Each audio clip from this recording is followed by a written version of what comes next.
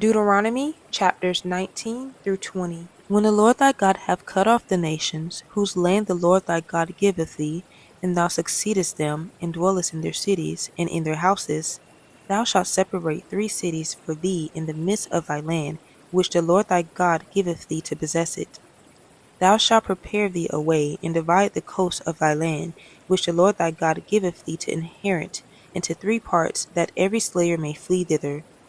And this is the case of the slayer which shall flee thither, that he may live, whoso killeth his neighbor ignorantly, whom he hated not in time past. As when a man goeth into the wood with his neighbor to hew wood, and his hand fetcheth a stroke with the axe to cut down the tree, and the head slippeth from the helve, and lighteth upon his neighbor, that he die, he shall flee unto one of those cities and live. Lest the avenger of the blood pursue the slayer while his heart is hot, and overtake him because the way is long, and slay him, whereas he was not worthy of death, inasmuch as he hated him not in time past. Wherefore I command thee, saying, Thou shalt separate 3 cities for thee. And if the Lord thy God enlarge thy coast as he hath sworn unto thy fathers, and give thee all the land which he promised to give unto thy fathers, if thou shalt keep all these commandments to do them, which I command thee this day, to love the Lord thy God, and to walk ever in his ways, then shalt thou add 3 cities more for thee, beside these 3, that innocent blood be not shed in thy land, which the Lord thy God giveth thee for an inheritance, and so blood be upon thee. But if any man hate his neighbor, and lie in wait for him, and rise up against him, and smite him mortally that he die, and fleeth into one of these cities, then the elders of his city shall send and fetch him thence, and deliver him into the hand of the avenger of blood, that he may die. Thine eye shall not pity him, but thou shalt put away the guilt of innocent blood from Israel, that it may go well with thee. And thou shalt not remove thy neighbor's landmark, which they of old time have set in thine inheritance, which thou shalt inherit in the land that the Lord thy God giveth thee to possess it.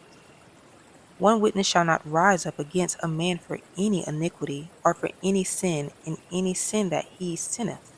At the mouth of 2 witnesses, or at the mouth of 3 witnesses, shall the matter be established.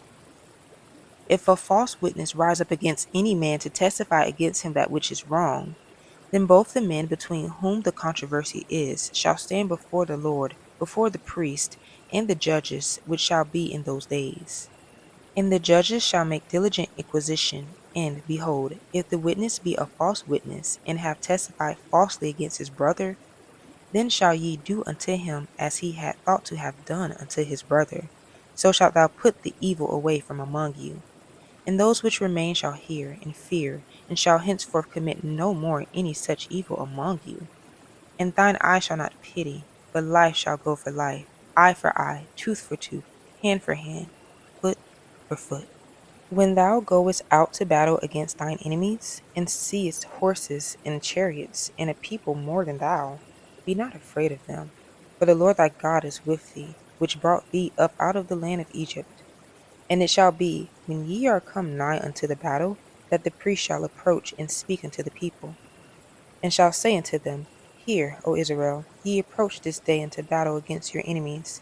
Let not your hearts faint, fear not, and do not tremble, neither be ye terrified because of them. For the Lord your God is he that goeth with you, to fight for you against your enemies, to save you. And the officers shall speak unto the people, saying, What man is there that hath built a new house, and hath not dedicated it? Let him go, and return to his house, lest he die in the battle, and another man dedicate it. And what man is he that hath planted a vineyard, and hath not yet eaten of it? Let him also go and return unto his house, lest he die in the battle, and another man eat of it. And what man is there that hath betrothed a wife, and hath not taken her? Let him go and return unto his house, lest he die in the battle, and another man take her. And the officers shall speak further unto the people, and they shall say, What man is there that is fearful and faint-hearted? Let him go and return unto his house, lest his brethren's heart faint as well as his heart. And it shall be, when the officers have made an end of speaking unto the people, that they shall make captains of the armies to lead the people. When thou comest nigh unto a city to fight against it, then proclaim peace unto it. And it shall be, If it make thee answer of peace, and open unto thee, then it shall be, that all the people that is found therein shall be tributaries unto thee, and they shall serve thee. And if it will make no peace with thee, but will make war against thee, then thou shalt besiege it. And when the Lord thy God have delivered it into thine hands, thou shalt smite every male thereof with the edge of the sword. But the women, and the little ones, and the cattle, and all that is in the city, even all the spoil thereof, shalt thou take unto thyself. And thou shalt eat the spoil of thine enemies, which the Lord thy God hath given thee. Thus shalt thou do unto all the cities which are very far off from thee, which are not of the cities of these nations, but of the cities of these people, which the Lord thy God doth give thee for an inheritance. Thou shalt save alive nothing that breatheth.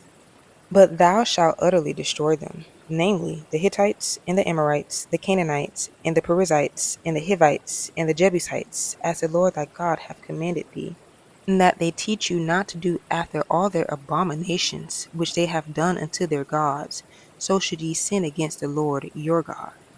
When thou shalt besiege a city a long time, and making war against it to take it, thou shalt not destroy the trees thereof by forcing an axe against them.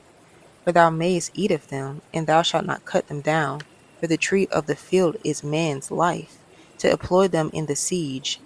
Only the trees which thou knowest that they be not trees for meat, thou shalt destroy and cut them down, and thou shalt build bulwarks against the city that maketh war with thee, until it be subdued.